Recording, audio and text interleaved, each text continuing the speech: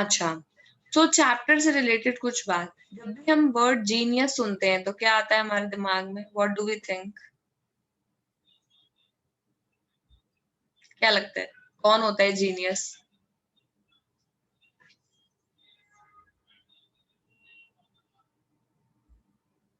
Scientist. Scientist ही genius हो सकते हैं। मैम जीनियस का जीनियस का कनेक्शन साइंस से है कि ब्रेन से है? मैम कोई ऐसा ब्रेन से। चीज में बहुत अच्छा हो। Correct.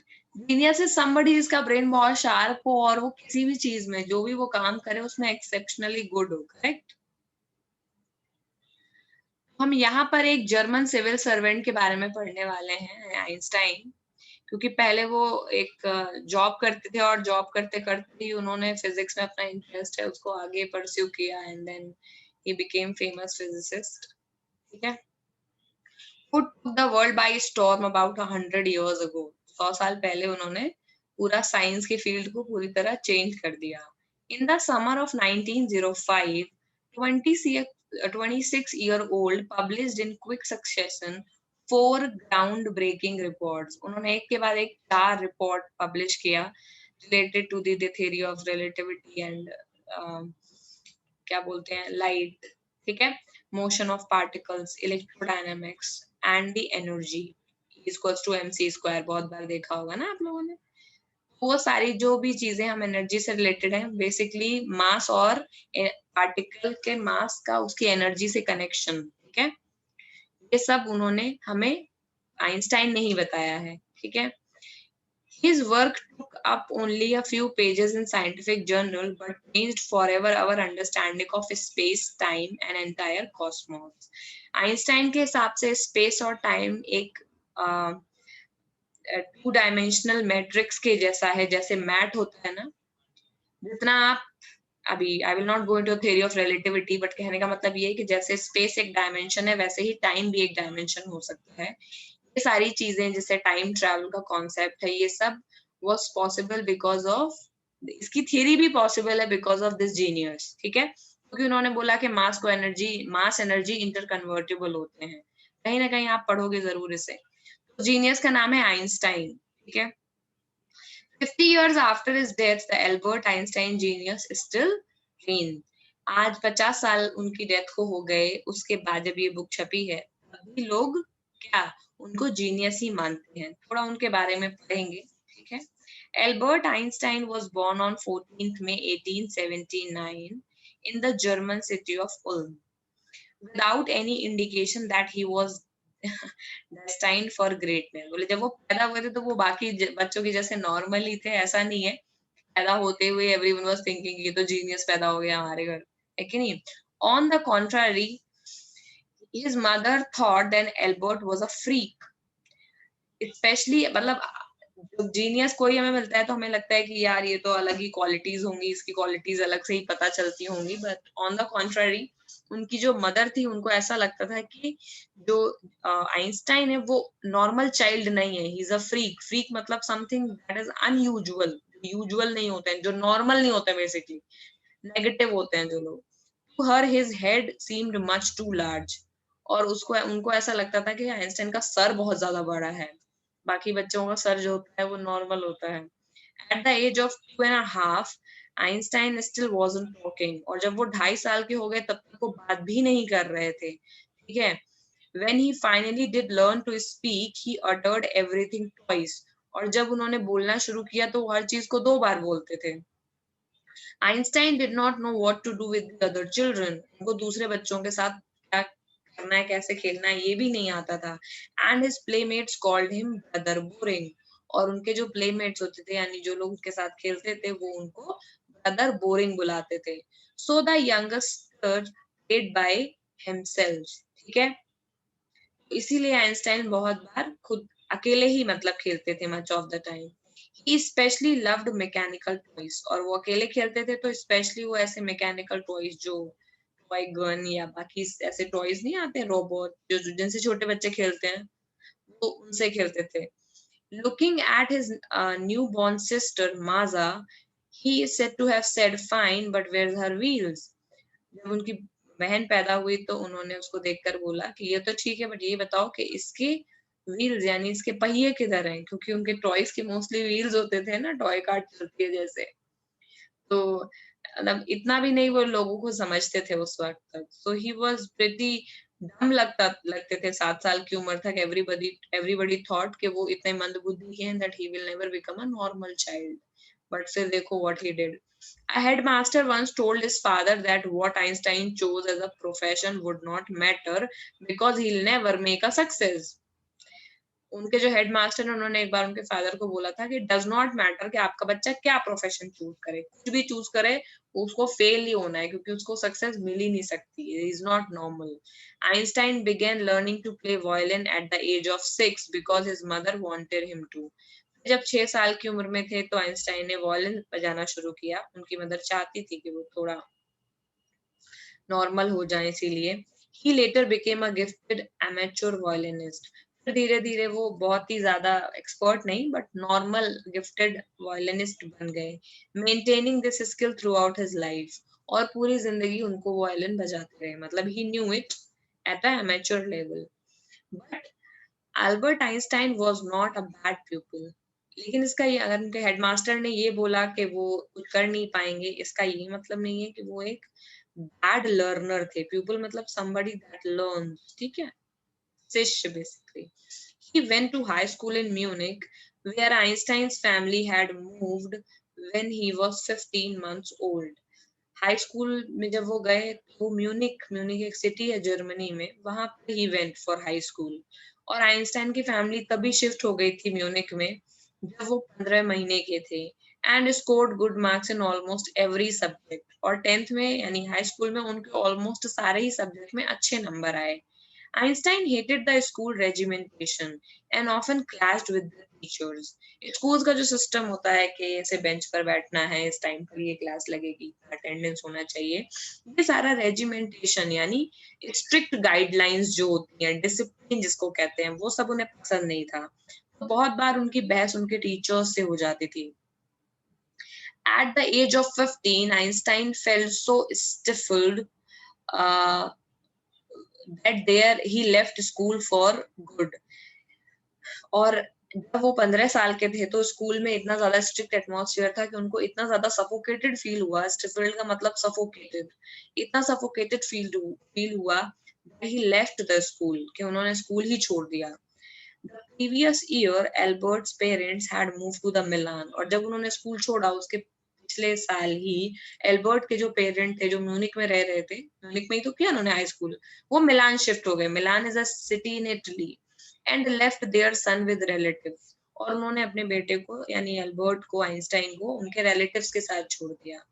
After prolonged discussion, Einstein got his wish to continue his education in German-speaking Switzerland. बहुत डिस्कशन हुआ, उसमें आइंस्टाइन ने कुछ बोला and at the end it was decided कि वो स्विट्जरलैंड में ही अपनी स्टडी कंप्लीट करेंगे, जो कि जहाँ, हाँ बेटा, मैम प्रोलॉन्ग का मतलब क्या होता है? लंबा, देर, Okay. 2 घंटे, 4 घंटे, 10 घंटे का डिस्कशन। तो प्रोलॉन्ग का मतलब लंबे डिस्कशन के बाद ही decided that he will pursue his further education from Switzerland. भाई मैप समझ लो, इट विल बी इजी। इधर पड़ता है जर्मनी, जर्मनी के जस्ट नीचे पड़ता है स्विट्जरलैंड, और स्विट्जरलैंड के जस्ट नीचे पड़ता है इटली। तो बेसिकली उनकी फैमिली म्यूनिक में रहती थी, जहाँ पे वो तब शिफ्ट हो गई थी जब वो 15 महीने के थे। अब उन्होंने 10th यहाँ से किया बट उनको स्कूल का एटमॉस्फेयर पसंद नहीं है, तो he has left the school. अब इनकी फैमिली तो यहाँ मिलान चली गई है, इटली, लेकिन उन्होंने छोड़ दिया है इनको रिलेटिव्स के साथ जर्मनी में।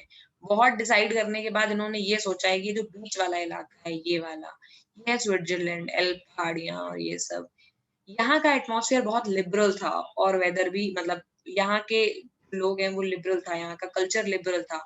आइंस्टाइन ने ये सोचा कि अब वो स्विट्जरलैंड जाकर के पढ़ाई करेंगे, तो ही वेंट टू स्विट्जरलैंड। किसको समझ आ गया? मैम मेरे को आ गया। ठीक है। Einstein was highly gifted in mathematics. अब यहाँ पर है गिफ्ट, क्योंकि उनकी मैथमेटिक्स बहुत अच्छी थी और वो फिजिक्स में इंटरेस्ट रखते थे। So after finishing school, he decided to study at a university in Zurich. Zurich again Switzerland में ही है। जब उन्होंने अपना स्कूल फिनिश कर लिया, उन्होंने सोचा कि ज्यूरिक में ही मैं यूनिवर्सिटी में एडमिशन लूंगा। But the science wasn't the only thing that appealed to the dashing young man. Dashing मतलब he was good looking.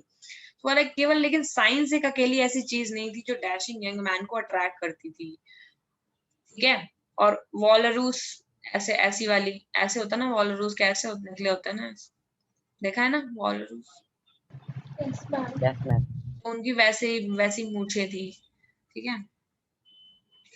तो केवल साइंस एक अकेली चीज नहीं है जो उन्हें इंटरेस्ट करती थी, उनको अपने एक स्पेशल इंटरेस्ट अपनी एक फेलो स्टूडेंट में भी था जिसका नाम था मिलेवा मैरिक, ठीक है। He found to be a clever creature, वो उनको क्लेवर लगती थी। This young Serb had come to, ये सर्ब यानी सर्बिया से ये लड़की थी, had come to Switzerland because the University of Zurich was one of the few in the Europe where women could get degrees. और वो सर्बिया से Zurich तक पढ़ने इसलिए आई थी क्योंकि पूरी, मैंने बताया ना कि पूरे यूरोप में स्विट्जरलैंड ही एक ऐसी जगह है जहां पर बहुत आजादी है। स्विट्जरलैंड में यूनिवर्सिटी थी ज्यूरिक में जहां पर लड़कियों को डिग्री मिल सकती थी, अदरवाइज तो विमेन इतना पढ़ती नहीं थी उस टाइम पर। सो इसीलिए वो आई थी। तो Mileva Maric was a kind of, I think, his girlfriend. Einstein saw in her an ally against the Philistines, ठीक है। Now Philistines are the people जो कि बहुत I think rest of the people के लिए ये टर्म यूज कर रहे हैं, बट बेसिकली ये टर्म उन लोगों के लिए यूज होता है जो लोग लिटरेचर में, म्यूजिक यहाँ पे में या आर्ट मीनिंग में, लिखा है यहाँ पे। हाँ लिखा है, but it is not fitting in properly. Basically Einstein was a person जो म्यूजिक में भी इंटरेस्ट रखते थे, सही है कि नहीं। उन्होंने वो भी सीखा हुआ था अपना, क्या नाम है उनके इंस्ट्रूमेंट का, क्या नाम है उनके इंस्ट्रूमेंट का, क्या पढ़ा अभी हमने, वायलिन। उसके अलावा he was interested in some kind of अभी हम आर्ट तो क्लियरली नहीं कह सकते, but he was interested in music. At the same time he used to love math. Einstein को एक ऐसा एलाई दिखा इस लड़की में, फ्रेंड में, जो कि फिलिस्टीन्स के अगेंस्ट है, यानी ऐसे लोग जो कि नॉर्मल लाइफ जीते हैं, जिन्हें म्यूजिक पसंद नहीं, आर्ट पसंद नहीं, लिटरेचर पसंद नहीं, ऐसे लोग जो कि those people in his family and the university with whom he was constantly at odds, जो लोगों से उनकी कुछ खास बनती नहीं थी, like the very normal people। University में जो स्टूडेंट्स आते हैं ना, घूमते फिरते रहते हैं, बातें, मतलब जो बहुत सीरियस नहीं है चीजों को लेकर के, जो बहुत ऐसे इंजॉय करने के लिए आते हैं, दोस काइंड्स ऑफ पीपल जो किसी चीज में इंटरेस्ट नहीं लेते। तो उस तरह के जो नॉर्मल बच्चे हैं उनसे ऑलमोस्ट हमेशा झगड़ा ही चलता था आइंस्टाइन का। तो बहुत कम लोगों को वो पसंद करते थे। This girl was like basically this is a group of, this is a pair of geek pair बन गया, जो कि एक दूसरे से एकदम मेटाफिजिकल बातें और यूनिवर्स की, कॉस्मोस की, लिटरेचर, आर्ट, म्यूजिक, पढ़े लिखे लोग और बाकी नॉर्मल लोग।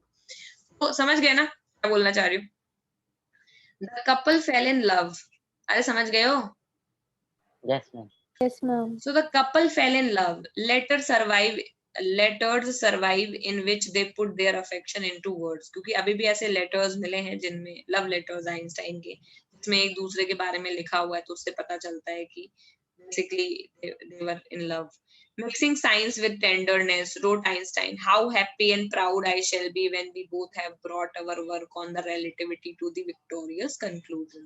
और वो बातें कर रहे हैं, क्या बातें कर रहे हैं कि कितना बढ़िया होगा जब हम अपना साइंस का ये जो थ्योरी ऑफ रिलेटिविटी है, इसको जब हम फाइनल वर्क देंगे, फाइनल हाइपोथेसिस लिखेंगे, तो कितना अच्छा लगेगा। So basically they are intelligent couple जो एक दूसरे से वो they are in love. In 1900 at the age of 21 Albert Einstein was a university graduate. 21 साल की उम्र में उन्होंने ग्रेजुएट किया and he was unemployed. He worked as a teaching assistant, gave private lessons, and finally secured a job in 1902 as a technical expert in a patent office in Bern. Bern is also a city in Switzerland. Basically, Einstein ने अपना almost सारा जीवन Switzerland में ही बिताया है। I went to Switzerland, so there was in Zurich में there is a cafe where he used to sit every day. ठीक है, ये ज्यूरिक की यूनिवर्सिटी की बात चल रही है ना, यूनिवर्सिटी कैंपस में देयर इज अ कैफे, उनके नाम पर ही है आइंस्टाइन कैफे। तो उसमें वो बैठे रहते थे और उन्होंने ऑलमोस्ट सारा काम वही किया है अपना, तो इसीलिए it is very famous there. In 1902, as a technical expert in a patent office in Bern, while he was supposed to be assisting other people's invention, actually उन्होंने को पहले जब उन्होंने ग्रेजुएशन किया तो उनको जॉब नहीं मिला, तो 2 साल तक वो प्राइवेट ट्यूटर की तरह काम कर रहे थे. फाइनली 1902 में उनको एक जॉब मिली पेटेंट ऑफिस में. पेटेंट ऑफिस किस लिए होता है? जहां पर साइंटिफिक लोग जो भी जिन भी लोगों ने इन्वेंशन किया है तो अपना पेटेंट रजिस्टर कराने आते हैं. मान लो मैंने ये मशीन गन बनाई है या मैंने ये बॉटल बनाई है, तो उस तरह का पेटेंट ऑफिस. तो वहां पर वो काम करते थे, इसमें वो दूसरे लोगों को असेस करते थे कि उन्होंने क्या इन्वेंशन किया है, समझ गए? तो पेटेंट ऑफिस में जब आप अपना चीज लेके जाएंगे ना, मान लो आपने बनाया, आपको लग रहा है बहुत बढ़िया आइटम आपने बनाया एकदम कचरा, तो जब आप पेटेंट ऑफिस में लेके जाएंगे तो वो उसको असेस करेंगे, देखेंगे कि आपने कौन सी ऐसी टेक्निक लगा के क्या नई चीज बनाई है, क्योंकि पेटेंट का मतलब है दैट बिलोंग्स टू यू, समझ गए? वो तुमने बनाई है, वो तो उसका जो भी रॉयल्टी होगा वो तुम्हें मिलेगा, लाइफ टाइम वो तुम्हारे नाम से जानी जाएगी. जैसे थ्योरी ऑफ रिलेटिविटी आइंस्टाइन का पेटेंट है ना, जिंदगी भर उनके नाम से तो जानी जाती, किसने दी थी. तो इसी तरह की वो एक पेटेंट ऑफिस में काम करते थे जहां पर वो एसेस करते थे दूसरों के इन्वेंशंस को. Einstein was actually developing his own ideas in secret, और रियलिटी ये है कि वो ये सब चीजें बाहर से कर रहे थे, बट एक्चुअली में उनको फिजिक्स में इंटरेस्ट था, तो कहीं ना कहीं वो धीरे धीरे अपने खुद के आइडियाज भी वो करते रहते थे कि क्या चल रहा है फिजिक्स में. क्योंकि उनके पास एक डेस्क था, उस ड्रॉर में जो भी बुक्स रखी होती थी, तो वो उनको बोलते थे कि this is a bureau of theoretical physics, यानी पूरी की पूरी थ्योरेटिकल फिजिक्स इस ड्रॉर के अंदर है, because used to study all the time. उनको फिजिक्स के कॉन्सेप्ट ड्रॉर्स में ही उनकी बुक्स रखी रहती थी, उनके पेपर्स जो भी वो लिखते थे. So that drawer he used to say it is not a drawer, this is a bureau. bureau मतलब कोई चीज का पूरा एक हब है ये theoretical physics का. So one of the famous papers in 1905 में फाइनली आइंस्टाइन ने अपना theory of relativity निकाला. theory of relativity का मतलब क्या है कि कोई भी चीज की स्पीड रिलेटिव होती है कि नहीं. फॉर एग्जाम्पल जैसे आप खड़े हैं तो ट्रेन की स्पीड 30 में से अगर ट्रेन चल रही है तो आपके रिलेटिव में 30 से चलेगी ट्रेन, बट अगर आप 15 से खुद भी चल रहे हैं तो ट्रेन आपके रिलेटिव तो 15 से ही चल रही है ना. अरे समझ पा रहे हो मैथ्स में? तुम Yes, खड़े हो, ma'am. तुम्हारी स्पीड है 0, तो सामने से अगर कार निकली 100 की स्पीड से तो उसकी रिलेटिव स्पीड 100 हो गई. Yes, ठीक है. ma'am. फिर एट द सेम टाइम अगर तुम खुद भी 50 की स्पीड से चल रहे हो और दूसरी कार 100 की स्पीड से चल रही है, तो तुम्हारे रेफरेंस में उसकी रिलेटिव स्पीड तो 50 ही हुई ना. तो this is how he gave the concept कि अगर हम बहुत ही तेज एस्केप वेलोसिटी से अगर हम लाइट की स्पीड के बराबर अगर स्पीड चले जाएंगे तो टाइम कांस्टेंट हो जाएगा, क्योंकि रिलेटिविटी है ना. अभी तो लाइट की स्पीड पता है ना कितनी होती है? लाइट की स्पीड पता होगी सबको, 3 लाख किलोमीटर पर सेकंड होती है. थोड़ी बहुत साइंस मुझे भी आती है कि नहीं, इतनी होती है ना. Yes, ma'am. अभी तो लाइट की स्पीड, तो तुम लोगों को क्यों लगता है कि तुम खड़े रह गए और सब अंधेरा हो गया और सब चला गया? क्योंकि लाइट तुम्हारे सामने से निकलते चली जाती है, तुम्हारी उसकी स्पीड बहुत ज्यादा है, तुम्हारी बहुत कम है. अब सपोज करो कि तुम लाइट की स्पीड के बराबर चल पा रहे हो, तो तुम वो चीजें भी देख पाओगे जो लाइट देख सकती है, समझ गए? यानी basically at that time you will feel कि टाइम रुक गया है.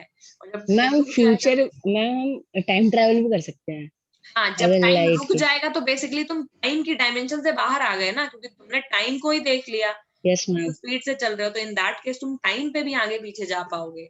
इसीलिए कॉन्सेप्ट निकला E equals to mc square, किसी पार्टिकल की एनर्जी उसके मास और वेलोसिटी के स्क्वायर के बराबर होती है. तो जितना आप मास को, अभी हम टोटल एनर्जी में 2 तरीके हैं, या तो आप मास को कम करते जाएं और वेलोसिटी को बढ़ाते जाएं, समझ गए? क्या मास को बढ़ाएं, मास और एनर्जी एक दूसरे में कंजर्व हो सकते हैं. बेसिकली बहुत छोटे पार्टिकल में अगर हमारी बॉडी बहुत बल्कि है, हम बहुत छोटे पार्टिकल में अगर कन्वर्ट हो जाएं, तो हम शायद हम एस्केप वेलोसिटी अचीव कर सकें, समझ गए? जो कि हम कर नहीं पा रहे, जो कि टीवी सीरीज में बार बार दिखाया जाता है कि कैसे गया इंसान टाइम ट्रेवल करके, नहीं पॉसिबल. मशीन अगर किसी को कहीं से कहीं ले जाएगी तो बेसिकली हमको उसके लिए बिल्कुल एक फोटोन और उसके भी 1 लाख या 1 करोड़ हिस्से के बराबर, उससे भी और 1 अरब हिस्से के बराबर छोटा होना पड़ेगा हमारी बॉडी को कि हम ट्रैवल कर सकें. पता नहीं कर पाएंगे कि नहीं कर पाएंगे. लेकिन बेसिकली ये concept special theory of relativity बोला जाता है, जिसके हिसाब से टाइम और डिस्टेंस एब्सोल्यूट नहीं है, रिलेटिव है, समझ गए? Indeed, two perfectly accurate clocks will not continue to show the same time if they come together again after a journey of one of them has been moving very fast relative to the other. तो उनका ऐसा कहना था कि अगर दो एकदम accurate clock को भी तुम साथ साथ रख दोगे तो वो भी एक जैसा टाइम नहीं दिखाएंगी if they come together again after a journey. ठीक है, अगर आप एक को एक जर्नी पर ले जाओ और one of them has been moving very fast, समझ गए? कुल मिलाकर के अगर तुम दो नॉर्मल क्लॉक को एक टाइम पे सेट करो और एक क्लॉक को घर में रखे रहने दो और दूसरे क्लॉक को अब तुम किसी फास्ट स्पीड पे ट्रेवल कराते रहो, थोड़े टाइम के बाद जब दोनों क्लॉक को वापस रखोगे तब भी देखोगे कि दोनों अलग अलग टाइम दिखा रही है। पता है क्यों? क्योंकि ये दूसरे टाइम से ट्रेवल कर रही थी, दूसरी स्पीड से ये ट्रेवल कर रही थी, तो ये टाइम अलग दिखाएगी। नहीं, रहने दो, इतना डिटेल मत समझो। कुल मिलाकर के उनकी स्पेशल थ्योरी ऑफ रिलेटिविटी समझ गए, इंग्लिश का चैप्टर है ये। कहने का मतलब ये है कि डिस्टेंस और टाइम ये एक दूसरे से इंटरचेंजेबल हो सकते हैं, समझ गए? रिलेटिव है basically time travel. From this followed the world's most famous formula which describes the relationship between mass and energy. ये है mass और energy का relationship. E is equals to mc square. E stands for the energy, m is mass, and c is the speed of light. समझ गए? So Yes, when you sit with a nice girl for ma'am हाँ ma'am मैं interchangeable का means नहीं समझा। क्या नहीं समझे? इंटरचेंजेबल का मीन्स इंटरचेंजेबल का मतलब ये है कि कहाँ पर बोल रहे हो तुम? मैम डिस्टेंस, मैम आपने ये मुझे बताया था डिस्टेंस ये इंटरचेंजेबल है टाइम पे। ये मैं इंटरचेंजेबल इसके लिए बोल रही हूँ कि मास एनर्जी इंटरचेंजेबल है, इक्वल्स टू mc स्क्वायर, तो लिखा तो है। मास है, स्पीड ऑफ वेलोसिटी है, तो मास एनर्जी में कन्वर्ट हो रहा है ना, तभी तो दिख रहा है। Yes ma'am. ये फॉर्मूला ही मास एनर्जी रिलेशन के पीछे बेटा, कि किसी भी पार्टिकल की एनर्जी यानी किसी भी पार्टिकल का मास भी उसकी एनर्जी में कंट्रीब्यूट करता है। ये है इक्वल्स टू mc स्क्वायर, कि किसी पार्टिकल की एनर्जी उसके मास और speed of velocity speed of light के स्क्वायर के बराबर होती है। तो ये है मास एनर्जी कनेक्शन, कि जितना आप पार्टिकल का मास छोटा करते जाओगे पॉसिबल है कि आप वेलोसिटी उसकी स्पीड बढ़ाते चले जाओ, समझ गए? जब आप उसकी स्पीड बढ़ाते चले जाओगे तो उसकी एनर्जी भी इसके वेलोसिटी के बराबर हो सकती है। I am not sure but I remember, इतना ही मुझे भी याद आ रहा है। और ये जो मैंने सेंटेंस बोला है कि time and distance are not absolute, इसका मतलब ये है जो मैं अभी ट्रेन वाला एग्जांपल दे रही थी, कि ऐसा नहीं है कि टाइम जो हमारा फिक्स टाइम यहाँ पर है वही टाइम हमारा आगे भी रहेगा। यानी अगर आप ज्यादा स्पीड से ट्रेवल करेंगे तो आपकी क्लॉक जो है वो स्लो चलेगी, और जितना ज्यादा आप स्पीड से ट्रेवल करेंगे उतनी ही क्लॉक आपकी स्लो चलेगी। और अगर आप स्पीड ऑफ लाइट के बराबर ट्रेवल करेंगे तो टाइम रुक जाएगा, समझ गए? इसीलिए टाइम और डिस्टेंस एब्सोल्यूट नहीं होते। इसका मतलब ये नहीं है कि अगर तुम्हारी जो क्लॉक है वो अभी अगर 5 बजा रही है और इसी स्पीड से 5 बजाती है, समझ गए? 1 घंटे में 60 मिनट्स होते हैं ना अपने यहाँ, तो इसी स्पीड से चल रही है पूरी पूरी पूरा ब्रह्मांड, पूरा यूनिवर्स इसी स्पीड से टाइम पे चल रहा है, ये जरूरी नहीं है। तुम्हारे लिए टाइम इस स्पीड से चल रहा है। अगर तुम अपनी, क्योंकि तुम अभी नॉर्मल स्टैटिक स्पीड में हो, अगर तुम अगर स्पीड बहुत तेज कर लोगे तो टाइम और धीमा हो जाएगा। इसीलिए स्पेस में टाइम धीमे चलता है, समझ गए? क्योंकि स्पेस में स्पीड बहुत ज्यादा होती है। स्पेस से जो आदमी 5 साल के बाद लौटेगा तब तक अर्थ पर 25 इयर्स हो चुके होंगे ना ऑलमोस्ट। यही तो मतलब है इस बात का, टाइम और डिस्टेंस एब्सोल्यूट नहीं होते हैं। मैम इसको ऐसे सोच सकते हैं क्या, जैसे कि 1 किलोमीटर जाने के लिए 5 मिनट लग रहे हैं, तो अगर हम तेज चलेंगे तो जल्दी पहुंच जाएंगे, मतलब टाइम भी कम लगेगा। हाँ करेक्ट, सेम चीज है कि अगर मान लो कि तुम नॉर्मल वॉकिंग स्पीड से कहीं जा रहे हो तो तुम्हें 1 घंटा लगेगा, अगर तुम कार से निकलोगे तो 5 मिनट में पहुंच जाओगे, समझ गए? लेकिन बस ये है कि ये थोड़ा उल्टा एग्जाम्पल है। उल्टा इसलिए है क्योंकि हम ऐसा कह रहे हैं कि जब हम स्पीड बढ़ाते हैं तो टाइम स्लो हो जाता है, और ये केवल ये बता रहा है कि टाइम कम लगता है। ठीक है, ये बात नहीं कह रही थी मैं, बात ये कह रही थी जब हम तेज स्पीड से चलते हैं तो टाइम फिक्स नहीं रहेगा। तुम ये नहीं कह सकते कि नहीं, या अर्थ पर अभी 5 बजे हैं तो और 1 घंटे में अर्थ पर 6 बज जाएंगे, तो यूनिवर्स में भी 1 घंटे में 6 बज जाने चाहिए, समझ गए? हो सकता है वहां 1 घंटे में 5 बज के 10 मिनट ही हो उस क्लॉक पर, क्यों? क्योंकि वो स्पीड तेज चल रही है, समझ गए? Yes ma'am. इसका मतलब है कि टाइम और डिस्टेंस एब्सोल्यूट नहीं होते हैं, ये स्पीड के रिलेटिव हैं। समझ गए? बस इतना ही कहना है कि एब्सोल्यूट का मतलब ऐसा नहीं कि एक जगह फिक्स है तो वो परमानेंट फिक्स ही रहेगा। जिसने भी पूछा तो उसे समझ आ गया। Yes ma'am. और E equals to mc square का बस इतना ही मतलब है कि एनर्जी मास इंटरकन्वर्टिबल होता है।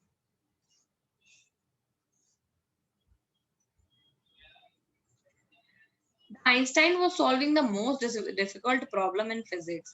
His private life was unraveling. ठीक है, क्योंकि अब आइंस्टाइन इसी चीज में खो गए कि कैसे क्या रिलेटिविटी कैसे चलेगी, how we can travel and all. ठीक है, तो आइंस्टाइन ने बस ये बोला था कि there is a very minute possibility. समझ गए? ही डिड नॉट से कि नहीं हम ट्रैवल कर सकते हैं। Nobody has said it so far कि हम एक्चुअली ट्रैवल कर सकते हैं, क्योंकि पॉसिबिलिटी बहुत माइन्यूट है, क्योंकि उसके लिए जो मास हमको चाहिए वो एटम के भी बहुत ही स्मॉलेस्ट पार्टिकल से भी कम है। इतना इतना कंजर्व कर पाना मास को इतने कम एरिया में, वॉल्यूम में, बहुत मुश्किल है। तो while Einstein was solving the most difficult problem in physics, Einstein दिन भर फिजिक्स में खोकर यही बातें सोचते रहते थे। उनकी जो प्राइवेट लाइफ थी वो थोड़ी डिस्टर्ब चल रही थी। अनरावलिंग का मतलब disturb, something this is falling. Albert had wanted to marry Mileva right after finishing his studies, but his mother was against it. Albert जो है वो मिलेवा से शादी करना चाहते थे, बट अपनी स्टडीज कंप्लीट होने के बाद में, लेकिन उसकी मदर जो थी वो अगेंस्ट थी। She thought कि Mileva who was 3 years older than her son would be too old for him, क्योंकि मिलेवा की एज जो थी वो आइंस्टाइन से 3 साल ज्यादा थी, और आइंस्टाइन की मदर को लगता था कि वो बहुत बड़ी है। She was also bothered by Mileva's intelligence, और मिलेवा इतनी इंटेलिजेंट थी कि उनकी इंटेलिजेंस से भी उसकी मदर को डर लगता था। She is a book like you, his mother said. Mother क्या बोलती थी कि वो तो बिल्कुल तुम्हारे जैसी ही है, किताब के जैसी। ठीक है, तो Einstein put the wedding off, तो आइंस्टाइन ने फिर शादी नहीं की। The pair finally married in January 1903, लेकिन फाइनली उन्होंने शादी 1903 में की, उस वक्त कैंसिल कर दी। एंड हैड 2 सन्स, और उनके 2 बेटे हुए। But a few years later the marriage faltered. Faltered का मतलब अलग हो जाना, लेकिन कुछ सालों के बाद में वो दोनों अलग हो गए। Mileva meanwhile was losing her intellectual ambition and becoming an unhappy housewife, क्योंकि उस समय में मिलेवा ने सारी चीजें छोड़ करके एक हाउसवाइफ बनने की कोशिश करी, और उनका इंटेलेक्चुअल एम्बिशन कहीं खो रहा था।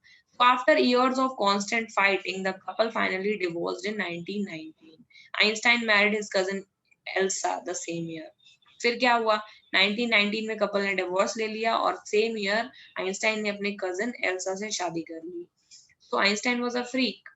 Einstein's new personal chapter coincided with his rise to the world fame. और इस शादी के बाद में अचानक से वो बहुत ज्यादा वर्ल्ड फेम की तरफ निकल पड़े। In 1915, he had published his general theory of relativity, which provide a new interpretation of gravity. 1915 में उन्होंने अपनी general theory of relativity publish करी, और फिर उन्होंने ग्रेविटी का कॉन्सेप्ट दिया, न्यू इंटरप्रिटेशन ऑफ ग्रेविटी। ठीक है, and eclipse of the sun in the 1919 brought proof that it was accurate. फिर उन्होंने कुछ इवेंट जियोलॉजिकल वो किया था कि प्रेडिक्ट किया था। तो जब 1919 में इक्लिप्स पड़ा सन का, ठीक है, ग्रहण बोलते हैं जैसे सूर्य ग्रहण, उनकी थ्योरी ऑलमोस्ट एक्यूरेट प्रूफ हो गई। ठीक है, Einstein had correctly calculated in advance the extent to which the light from the fixed star would be deflected through the sun's gravitational field. क्योंकि ऑलरेडी आइंस्टाइन ने ये बता दिया था कि इक्लिप्स आने वाला है, तो सन की जो ग्रेविटेशनल फील्ड होगी उससे जो लाइट होगी वो कितना डिफ्लेक्ट हो जाएगी, वो भी उन्होंने बता दिया था। Because he was studying about the gravitational effect, कि सारी की सारी जो बॉडीज होती हैं, कॉस्मिक बॉडीज, उनके ग्रेविटेशनल पुल कैसा होता है, कितना स्ट्रॉन्ग होता है, ये सब he was studying about the gravity. Because gravity से ही तो पता चलेगा ना, जैसे अभी उन्होंने ही तो बताया हमें कि जो कॉस्मोस होता है उसमें ग्रेविटी नहीं होती है, तो तुम वहां जाओगे तो तैरते रहोगे, correct? So this is how he also told about after the theory of relativity, he was giving the general theory of interpretation of gravity. तो gravity का concept भी उन्हीं ने दिया है। ठीक है, तो सन की ग्रेविटेशनल फील्ड को उन्होंने, सन का gravitational field is nothing but the pull, जो सन अपनी तरफ खींचेगा। अगर कोई लाइट स्टार से आ रही है तो सन भी अपनी तरफ खींचने की कोशिश करेगा, तो वो डिफ्लेक्ट हो जाएगी। दिस ही वाज टेलिंग, ऐसा होगा तो there will be eclipse. Newspaper ने उनके इस, जब उन्होंने ऑलरेडी ये चीज प्रेडिक्ट कर दी थी एंड दिस हैपेंड, न्यूज़पेपर में छप गया कि it is a scientific revolution, क्योंकि आइंस्टाइन बहुत फेमस हो गए थे। Einstein received a Nobel prize for physics in 1921 और फिर अपनी जनरल थ्योरी ऑफ रिलेटिविटी और ग्रेविटेशन की इंटरप्रिटेशन के लिए he got a Nobel prize. He was showered with honours and invitation from all over the world. पूरे world के लोग उनको ऐसे invitation, honour, and he was lorded. Lorded का मतलब प्रेज, तो उनको प्रेस ने भी प्रेज किया। When the Nazis came to power in Germany, फिर आगे का इंसिडेंट है 1933 का, ये हम अभी हिटलर में भी पढ़ेंगे, वो जर्मन रेवोल्यूशन में, नाजीज में, कि 1933 में नाजीज का पावर में आ जाते हैं जर्मनी में। तो आइंस्टाइन बिल्कुल भी नहीं चाहते थे कि उनकी साइंटिफिक रेवोल्यूशन नाजीज के हाथ में पड़ जाए, because it was something ground breaking, और अगर किसी गलत हाथों में लग जाएगा तो बहुत चीजें गड़बड़ हो सकती हैं। जैसे अगर तुम एटॉमिक बॉम्ब का कॉन्सेप्ट देखो तो किस बात पर बेस्ड है एटॉमिक बॉम्ब का कॉन्सेप्ट? इतने छोटे से पार्टिकल में इतनी ज्यादा एनर्जी है, इसी बात पे तो बेस्ड है। और आइंस्टाइन वही बातें ही तो बता रहे हैं कि अगर किसी चीज की स्पीड बढ़ाते चले जाओगे, स्पीड बढ़ाते चले जाओगे, स्पीड बढ़ाते चले जाओगे, तो क्या होगा? एनर्जी भी बढ़ती चली जाएगी, है क्या नहीं? तो अगर हम किसी चीज, जैसे बॉल है, बहुत ज्यादा तेज स्पीड से फेंकेंगे तो छोटा कंकड़ भी हो, जितनी तेज स्पीड से फेंको उतनी तेज लगेगा ना, समझ गए? तो फिर ये सारे जो कॉन्सेप्ट हैं ये गलत हाथों में लोग सोच रहे हैं, तो फिर उससे कैसे चीजें बना रहे हैं। When the Nazis came to power in Germany, Einstein immigrated to US. उस वक्त आइंस्टाइन यूएस चले गए। 5 years later, discovery of nuclear fission in Berlin had American physicists in the uproar। और 5 साल के बाद अमेरिका में फिजिसिस्ट इस बात से परेशान थे कि किस तरह से बर्लिन यानी जर्मनी में न्यूक्लियर फिजन की डिस्कवरी आ गई है, यानी पार्टिकल को, समझ गए? फिजन इज जहाँ पे आप एटम को तोड़ते हैं, और एटम में से बहुत सारी पार्टिकल्स में बहुत ज्यादा एनर्जी होती है, कंजर्व रहती है एनर्जी। तो जब आप उनको तोड़ेंगे तो बहुत ज्यादा एनर्जी बाहर निकलती है। तो यही तो कॉन्सेप्ट है एटॉमिक बॉम्ब के पीछे, ठीक है? तो in many of them had fled from the fascism. तो बहुत सारे लोग अब इस चीज से डर गए, क्योंकि बहुत सारे लोग फासिज्म जर्मनी में उस वक्त चल रहा था, क्योंकि नाजीज जो फिलॉसफी में बिलीव करते हैं वो होती है फासिज्म। नाजीज से डर करके तो आइंस्टाइन खुद अमेरिका गए, और अमेरिका में फिजिक्स वाले लोग सोच सोच के परेशान हो रहे हैं कि जर्मनी वाले क्या कर रहे हैं, फिजन की रिएक्शन उन्होंने ढूंढ ली है। Just as the Einstein had, and now they were afraid that the Nazi could bring and use an atomic bomb। और फिर उनको भी डर लग रहा था कि नाजीज क्या पता एटॉमिक बॉम्ब ही बना ले, ठीक है? So at the urging of a colleague, Einstein wrote a letter to the American President Roosevelt। उस वक्त आइंस्टाइन ने एक लेटर एक अमेरिकन प्रेसिडेंट को लिखा, 2 अगस्त 1939। ये सेकेंड वर्ल्ड वॉर की बात है, क्योंकि उनको डर लग रहा था कि हो सकता है कि एटॉमिक बॉम्ब का यूज कर लिया जाए, और एक्चुअली एटॉमिक बॉम्ब का यूज किया गया फिर सेकेंड वर्ल्ड वॉर में। तो अगर आइंस्टाइन नहीं होते तो हिरोशिमा और नागासाकी पे शायद बॉम्ब नहीं गिरता। Einstein wrote a letter to the American President Franklin D. Roosevelt in which he warned a single bomb of this type exploded in a port might very well destroy the whole port together with some of the surrounding territory। कि अगर इस तरह का atomic bomb गिरा दिया गया तो जिस भी जगह गिराया जाएगा वो उस पोर्ट को तो डिस्ट्रॉय कर ही देगा, और आसपास की सराउंडिंग टेरिटरी को भी डिस्ट्रॉय कर देगा। His words did not fail to have an effect। ऐसा नहीं है कि उनकी बातों का इफेक्ट नहीं पड़ा। Americans developed the atomic bomb and secret project of their own। Americans खुद भी अपना खुद एक सीक्रेट एटॉमिक बॉम्ब, आइंस्टाइन तो इस बात से डर रहे थे, समझ रहे हो, कि नाजीज ना गिरा दें, लेकिन अमेरिकन खुद भी बॉम्ब जो है वो, मतलब अमेरिका और जर्मनी दोनों अलग अलग साइड पे थे सेकेंड वर्ल्ड वॉर में, पता है ना ये बात? जर्मन, उनको इस बात का डर है कि जर्मन्स ना बना दें, और अमेरिकन खुद भी बैकग्राउंड में एटॉमिक बॉम्ब बना रहे थे, और जो कि उन्होंने हिरोशिमा और नागासाकी में अगस्त 1945 में फाइनली फेंक ही दिया, ड्रॉप किया। Einstein was deeply shaken by the extent of destruction. और जब ऐसा हुआ तो आइंस्टाइन बहुत ज्यादा हिल गए। This time he wrote a public missive to the UN. और इस बार उन्होंने मिसिव का मतलब एक अर्जी टाइप की होती है, वो उन्होंने यूएन को लिखी। UN is a combination, is a group of collection of countries, जहां पर बैठ के यस जहां पर बैठ करके ये डिसाइड किया जाता है कि वर्ल्ड में किस तरह से पीस लानी है। यूएन का मेन काम है पीस लाना, ताकि कोई लड़ाई वड़ाई ना करे। तो उस वक्त उन्होंने पब्लिक मैसिव यूएन को लिखा। In this he propose the formation of a world government. और आइंस्टाइन ने बोला कि हमको एक वर्ल्ड गवर्नमेंट रेडी करनी चाहिए। Unlike the letter to Roosevelt, this one made no impact. और इस वाले लेटर का कोई इम्पैक्ट पड़ा नहीं। But over the next decade Einstein got over more involve in politics. धीरे धीरे आइंस्टाइन और ज्यादा पॉलिटिक्स में इन्वॉल्व हो गए। His popularity to campaign for peace and democracy, और फिर धीरे धीरे वो पीस और डेमोक्रेसी को लेकर के कैंपेनिंग करने लगे। When Einstein died in 1955 at the age of 76, he was celebrated as a visionary and a world citizen as much as a scientific genius। और जब तक उनकी डेथ हुई तब तक वो वर्ल्ड सिटीजन के तौर पर, वर्ल्ड सिटीजन मतलब जो हर एक इंसान, हर एक पूरे वर्ल्ड का सिटीजन है, किसी कंट्री का नहीं। वो so genius and so well taken and well regarded that everybody was so proud of him। so ठीक है, so this is all about him। Right की पहले तो आप ये लिख लो वर्ड्स सारे, पहले मिसिव लिख लो इधर, ठीक है। आफ्टर दैट अगले पेज में चलते हैं। समझ आ गया सबको? Yes ma'am. Okay, so write down these spellings. Missive का मतलब है this is a official letter, it would be official letter. Ma'am can you please repeat? Official letter. Okay ma'am. Letter, letter, official letter.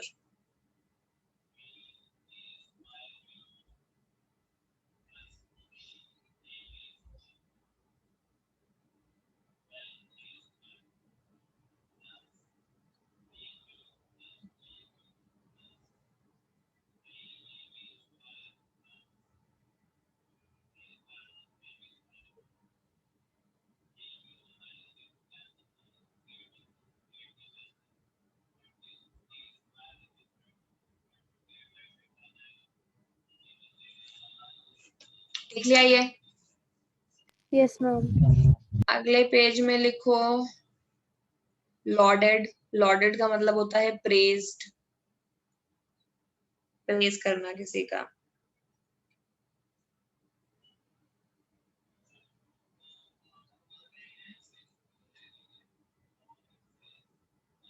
Ma'am हो गया। फिर फॉल्टर्ड। Faltered का मतलब होता है कोई चीज, वैसे ठीक है वीक कर सकते हैं, वैसे तो फॉल्टर्ड का मतलब और खराब ही होता है। फॉल्टर्ड, इससे मत लिखो, आई एम टेलिंग। फॉल्टर्ड का मतलब है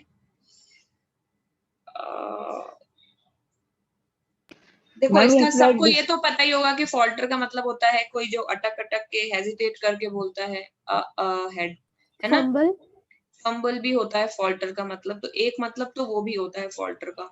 तो दोनों लिख लो, फॉल्टर का लिख लो कि ये ज्यादा बड़ा मतलब है फॉल्टर का मतलब, समझ गए। यहाँ तो फॉल्टर सेंस में यूज कर दिया गया है। फॉल्टर का मतलब होगा मैम हकला होता है क्या? हाँ हाँ, हकला ही होता है। फॉल्टर का मतलब तो एक तो स्पीक करते जैसे अटक अटक के बोलते हैं ना, वो भी फॉल्टरिंग बोलते हैं। स्पीकिंग हेजिटेंटली भी कर सकते हैं, ये तो ऊपर में यही दिखा रहा है। आप समझ गए ना फॉल्टरिंग का मतलब। और दूसरा होता है जब फॉल्टरिंग कोई चीज मोमेंटम में ना की जाए, यानी कोई चीज, किसी चीज की ताकत कम हो गई हो, तो इन्होंने उस सेंस में बिकेम वीक लिख दिया है। तो फॉल्टर का मतलब है लूजिंग स्ट्रेंथ, ये भी ठीक है। दो वर्ड है, दोनों लिख लो।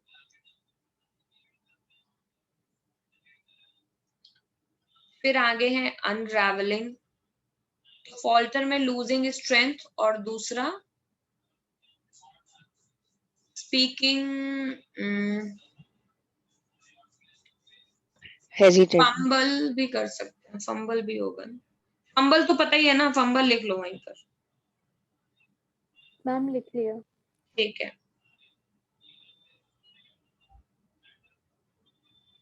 मैम बिकेम वीक नहीं लिखना। दोनों लिखने हैं ना। दूसरा क्या बोला था मैंने, एक तो फंबल बोला, एक दूसरा क्या बोला, लूजिंग स्ट्रेंथ कर लो, स्ट्रेंथ। Losing strength. अगला है अनरावलिंग। अनरावलिंग का मतलब है स्टार्टिंग टू फॉल, ठीक लिखा है, ये लिख लो। मैम क्या है? स्टार्टिंग टू फॉल, कोई चीज जब खराब होने लगती है, गिरने लगती है। Okay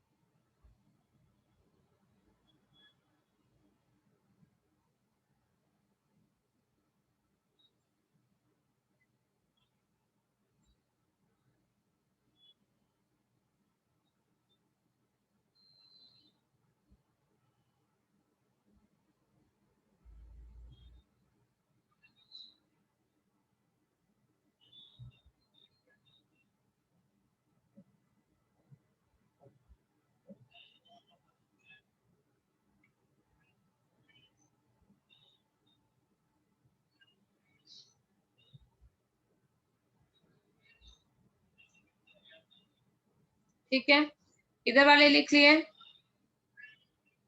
yes ma'am. Yes, ma'am. फिर इधर पर आई थिंक और तो इधर तो कोई वर्ड मुझे मिला नहीं है। फिलिस्टीन्स लिख लो। Someone who does not believe in literature, philosophy.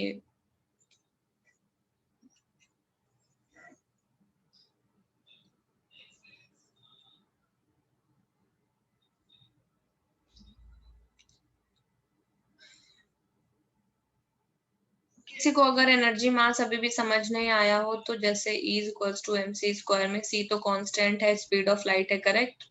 तो C square would be E by m।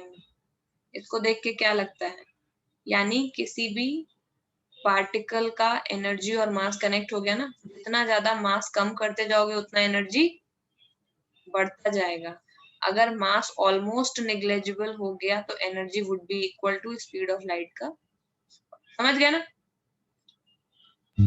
Yes ma'am. यही मैं उस वक्त भी बोल रही थी।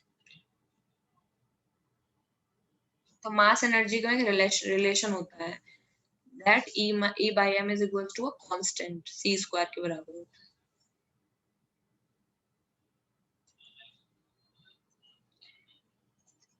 ओके, सो ये भी लिख लिया।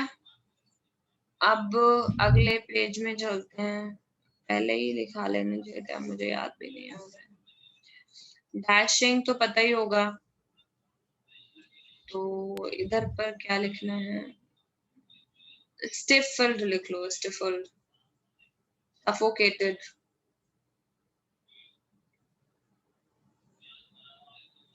अमेचर का मैम प्लीज मतलब रिपीट।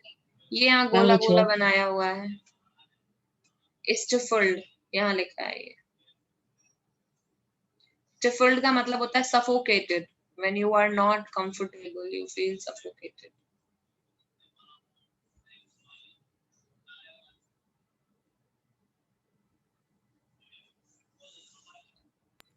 मैम हो गया।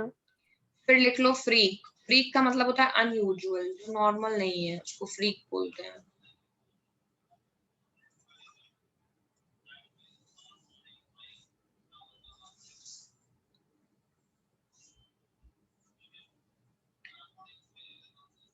ठीक है, हो गया। Yes ma'am. Yes, ma'am. Okay, so let us go to the questions.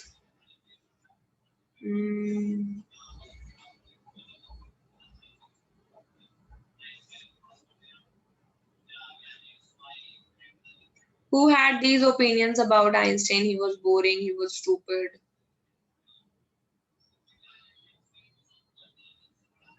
Ma'am his friend. उसके प्लेमेट समझते थे कि वो बोरिंग है, उसके टीचर समझते थे that he was headmaster used to think that he was stupid and not succeed. He was a freak. उसकी मदर समझती थी, है कि नहीं? Explain what reasons for following Einstein leaving a school for Munich for good. क्यों? क्योंकि वो बहुत regimented और suffocated school था, I did not like it. Einstein wanting to study in Switzerland rather than Munich, क्योंकि स्विट्जरलैंड में freedom का atmosphere था फॉर इक्वालिटी। अच्छी चीजें हम अभी पढ़ा है फ्रेंच में कि लिबर्टी इक्वालिटी उधर ज्यादा है।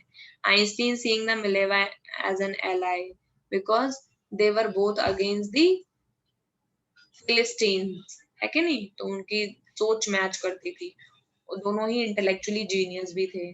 What do these tell you about Einstein? क्या पता चलता है इससे इनके बारे में? लिख लेना, लिख लोगे? That he was a genius. Yes, ma'am. ठीक है। What did Einstein call this desk drawer at the patent office? क्यों? Because Bureau of Theoretical Physics. what he used to call it? Bureau of Theoretical Physics. Why? Because he used to what? Keep his third. No, he used to to write his knowledge. correct. He used to study physics there, no? He used to write his theories there in that drawer. जो उनको समझ में आता था वो लिख के उसको drawer में ही रखते थे. Why did Einstein write a letter to the Franklin Roosevelt? Ma'am, because he was very warning देने के लिए कि एटॉमिक बॉम्ब का यूज ना हो, because if the bomb will be used it will be so harmful for the human society. How did Einstein react to the bombing of Hiroshima and Nagasaki?